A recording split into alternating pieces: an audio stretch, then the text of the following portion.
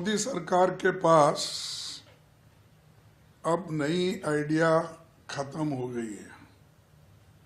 ये बजट भारत की कहीं अधिक आर्थिक, सामाजिक और राजनीतिक चुनौतियों के लिए एक सवाल होके बैठा है और खास करके ये बजट गरीब तबके के लिए इसमें कुछ नहीं है। इन्फ्लेशन कंट्रोल करने के लिए भी इनका कोई समाधान, सकारात्मक कोई सलाह या कोई कदम उन्होंने नहीं दिखाया। आर्थिक इकोनॉमिक सर्वे का जो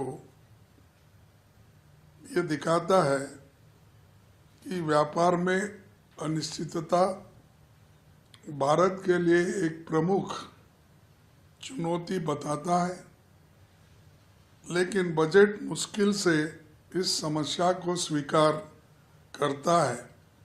इसी तरह रुपए का गिरते हुए मूल्य के निपटने की भी कोई योजना उनके पास नहीं है।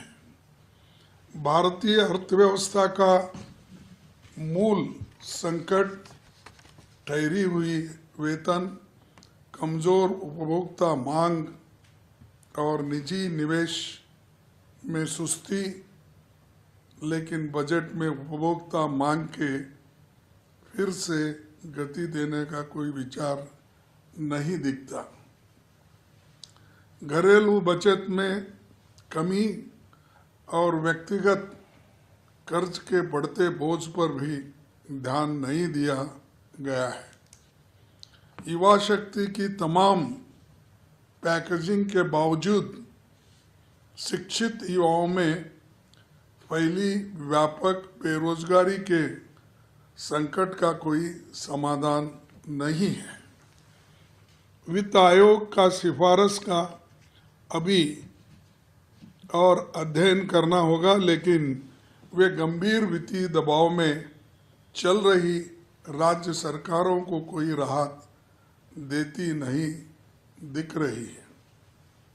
असमानता ब्रिटिश राज के दौर के स्तर को पार कर गई है, इनइक्वालिटी, लेकिन बजट में इसका जिक्र तक नहीं किया गया है।